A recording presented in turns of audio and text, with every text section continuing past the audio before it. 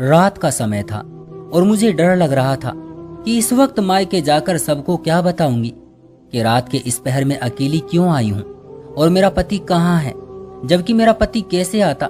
मैं तो उससे लड़ झगड़ कर आ गई थी। उस व्यक्ति ने मुझे एक बार भी नहीं रोका था, बल्कि साफ साफ कहा था कि तुम जा तो रही हो, लेकिन याद रखना वापस भी तुम्हें खुद ही आना पड़ेगा, मैं तुम्हें लेने नहीं आऊंगा। कितने कांटेदार शब्द थे ना उसके, और बोलने का ढंग तो इससे भी ज्यादा खतरनाक था। मेरे तो आंसू ही नहीं रुक रहे थे। बदनामी का एहसास मुझे अंदर से काट रहा था। मुझे कुछ समझ नहीं आ रहा था कि अपनी मर्जी की शादी करने के बाद भी मेरा गुजारा नहीं हो रहा था। शायद सच कहते हैं लोग, प्यार मोहब्बत कुछ भी नहीं होता, सब कुछ पैसा ही होता है। जब इंसान की इच्छाएं पूरी ना हो तो उसका प्यार से दम घुटने लगता है। और मेरी इच्छाएं तो दूर, जरूरतें भी पूरी नहीं हो पा रही थी। मुझे आज भी वो दिन याद है जब माँ और भाई ने मुझसे कहा था कि अच्छे से सोच लो, तुम जिस व्यक्ति से शादी करने जा रही हो उसके पास इतनी दौलत नहीं है, वो तुम्हें इतनी खुशी नहीं दे सकेगा जितनी तुमने यहाँ देखी है। लेकिन मुझ पर तो सिर्फ प्यार का भूत सवार था। शादी के बाद आहिस्ता आहिस्ता मुझे एहसास होने लगा कि मैंने गलती की है, और इसकी शुरुआत उस दिन से हुई थी जब मैंने जीन्स टॉप पहना था। मेरे पति ने देखते ही कहा था कि ये तुमने क्या पहन लिया है। हालांकि मैं पहले भी ऐसे कपड़े पहनती थी। उसने मुझे नहीं रोका था, लेकिन अब हम इस वक्त मेरे पति के दोस्त के घर शादी की दावत पर जा रहे थे। मैंने हैरत से अपने पति को देखा जिसके चेहरे पर मायूसी थी। मैंने कहा कि मैं तो शॉर्ट कपड़े पहनती ही रहती हूँ, आज कौन सा मैंने पहली बार पहने हैं। और उसने साफ साफ मना कर दिया कि अब तुम मेरी पत्नी हो, मुझे ऐसे कपड़े पसंद नहीं है, इन्हें भी बदल लो। और मैं तो कुछ बोल ही ना पाई। मुझे उस दिन एहसास हुआ था कि मर्द की फितरत कितनी दोगली होती है। उसे महबूबा मॉडर्न चाहिए होती है और पत्नी घूंघट में छुपी हुई। मैंने गुस्से में कपड़े चेंज कर लिए, लेकिन मेरा मूड पूरी तरह खराब हो चुका था। एक तो घर में एसी भी नहीं था, गर्मी से मेरी जान निकल रही थी। अगर मैं जरा खुश हुई थी तो वो खुशी भी उसने मुझसे छीन ली थी। और फिर मेरा गुस्सा उस वक्त आसमान को छूने लगा जब मैंने ड्राइवर को फोन करके अपने घर से बुलाया कि वो हम दोनों को मेरे पति के दोस्त के घर ड्रॉप कर देगा।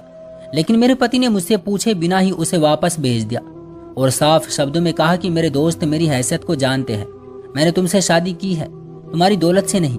अब जैसे मैं रहता हूँ तुम्हें भी वैसे ही रहना पड़ेगा।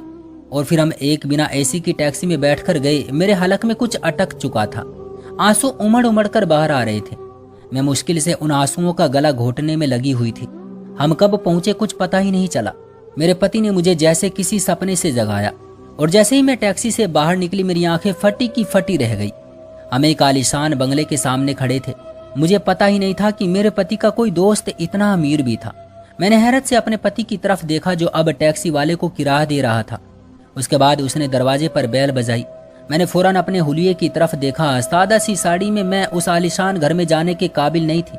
अब मुझे गुस्सा आ रहा था कि मैंने वो कपड़े क्यों उतारे थे। और फिर गार्ड ने दरवाज़ा खोल दिया। उसने अच्छे से हमारा वेलकम किया और एक नौकर हमें लेकर अंदर आ गया। जितना बाहर से खूबसूरत था अंदर से इतना ही दिलकश था। हर चीज में खूबसूरती झलक रही थी। मुझे फौरन अपना मायका याद आ गया जो मैं अपने प्यार के लिए छोड़ आई थी। मेरा दिल टूट गया था। और फिर मेरे पति का दोस्त बाहर आया, उसके साथ उसकी पत्नी भी थी। दोनों को देखकर मैं हैरान रह गई थी। वो दोनों एक दूसरे के संग इतने खूबसूरत लग रहे थे। उस लड़की ने बहुत ही मॉडर्न कपड़े पहन रखे थे। दोनों ने फूल देकर हमारा वेलकम किया। मुझे अपना आप मिटता हुआ सा लगने लगा। मैं आज तक बड़ी बड़ी शादियों और पार्टियों में गई थी और लाखों लाखों के कपड़े पहनती थी, पर इस वक्त मैं बिल्कुल वैसी ही लग रही थी जैसे हमारे घर की नौकरानी। अंदर का माहौल इतना ठंडा था कि मुझे कुछ देर बाद ही ठंड लगने लगी। मैं तो उन सब चीजों की आदी थी, गर्मी तो मैंने कभी देखी ही नहीं थी। मेरा पति अपने दोस्त से हंस हंस कर बातें कर रहा था और उसकी पत्नी खाने पीने का इंतजाम देखने चली गई। मेरे पति के दोस्त ने कहा कि भाभी आप बहुत अच्छी लग रही हैं। उसकी आंखों में अजीब सी चमक थी।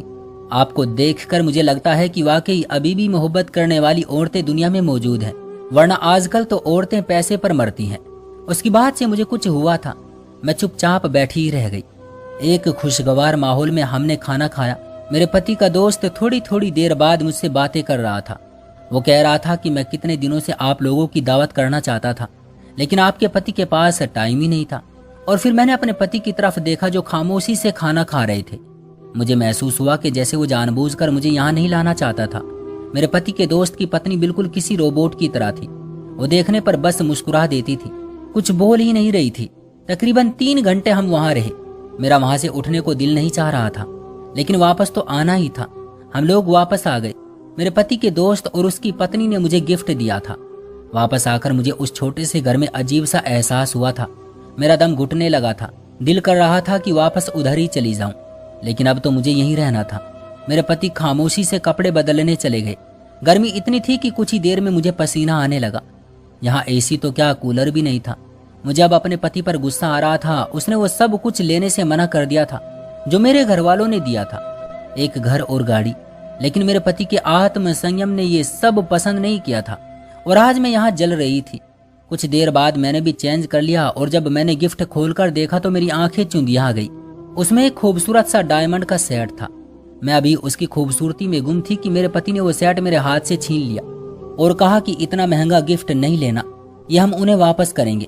मैंने हैरत से अपने पति को देखा। उसके चेहरे पर गुस्सा था। मैंने सेट वहीं फेंक दिया और सोने के लिए लेट गई, लेकिन गर्मी इतनी थी कि सोया नहीं गया। जबकि मेरा पति थोड़ी देर बाद ही सो गया था। उसे आदत थी ऐसे रहने की, जबकि मुझे नहीं थी। और फिर हमारे झगड़े बढ़ते गए। मुझे महसूस हुआ था कि मेरा पति बड़ा अजीब और सनकी सा था। उसने मुझे जॉब करने से भी मना कर दिया था, हालांकि मुझे बहुत अच्छी जगह से ऑफर हुई थी। मैंने अपने पति से कहा कि हम दोनों मिलकर जॉब करते हैं और अपना घर बनाएंगे, वो सब चीजें जिनकी हमें जरूरत है। लेकिन मेरे पति ने कहा कि मैं तुम्हें जॉब की अनुमति नहीं दे सकता। अब मुझे लगने लगा था कि उसने जैसे मुझे घर में कैद कर लिया था। मैं पागल हो रही थी। मुझे छोटी छोटी जरूरतों के लिए पैसे चाहिए होते थे जो मेरे पति के पास नहीं थे।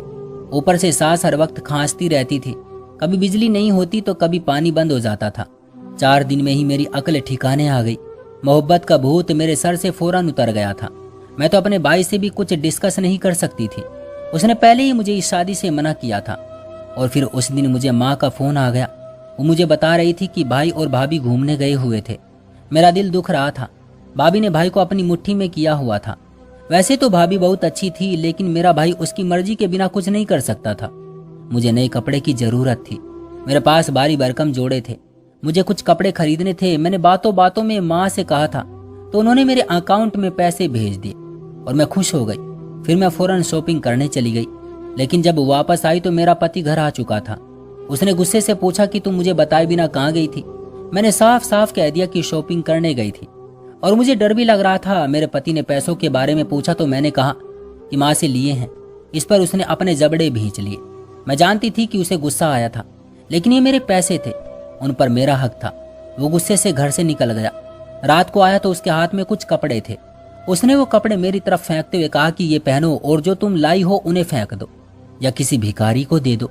मेरा दिमाग बिल्कुल खराब हो गया।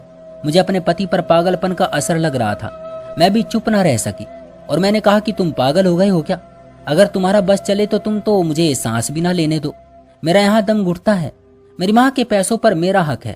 वो भी गुस्से से चीखा, तुम ही मुझसे शादी करना चाहती थी, मैंने तुमसे कुछ छुपाया नहीं था। और मैं रोने लगी। मैंने वो कपड़े उठाए जो मैं खरीद कर लाई थी और कमरे से निकलने लगी। मेरे पति ने पीछे से कहा कि जा तो रही हो मगर आना भी खुद ही है। और मैं पता नहीं कैसे अपने घर तक पहुंची थी। मैं आते ही अपनी माँ से लिपट कर रो पड़ी। उन्होंने पूछा कि क्या हुआ है, पर मैं कुछ नहीं कह सकी। मैं चुपचाप अपने कमरे में आ गई। मुझे अपने पति से नफरत महसूस हो रही थी। मेरी मोहब्बत जैसे मर सी गई थी। अपने कमरे में एसी के साथ मुझे अच्छी नींद आई थी। अगली सुबह भाभी ने मुझे आकर उठाया था। वो मुझसे शिकवा कर रही थी कि बिना बताए आ गई हो, हम भी रात को ही आए हैं। मैंने भाभी से फौरन पूछा कि भाई आपसे इतनी मोहब्बत कैसे करते हैं, वो आपकी हर बात कैसे मानते हैं। ये सुनकर भाभी के चेहरे पर साया सा लहराया। फिर उन्होंने कहा कि ये तो औरत के नसीब की बात है, किसी को सब मिल जाता है और किसी को सब मिलकर भी कुछ नहीं मिलता। मुझे उनकी बातों पर हैरत हुई। उन्होंने मुझे कहा कि अपने पति के साथ हमेशा वफादार रहो, बस यही एक रास्ता है जिससे पति का दिल जीता जा सकता है। और मैं सर झुकाए बैठी रही। किसी ने मुझसे कुछ नहीं पूछा। पूरा हफ्ता हो चुका था मुझे अपने मायके आए। न मेरे पति ने फोन किया था न मैंने। मैं यहाँ बहुत सुकून में थी। ससुराल के बारे में याद आते ही मेरी आत्मा कांप जाती थी। कभी कभी वो जालिम व्यक्ति याद आता था क्योंकि मैं उससे मोहब्बत करती थी। और फिर पूरे 1 हफ्ते बाद मुझे एक अनजान नंबर से फोन आया। मैंने वो आवाज पहचान ली थी। ये मेरे पति का वही दोस्त था जिसके घर में दावत पर गई थी। वो मुझे अपने घर बुला रहा था।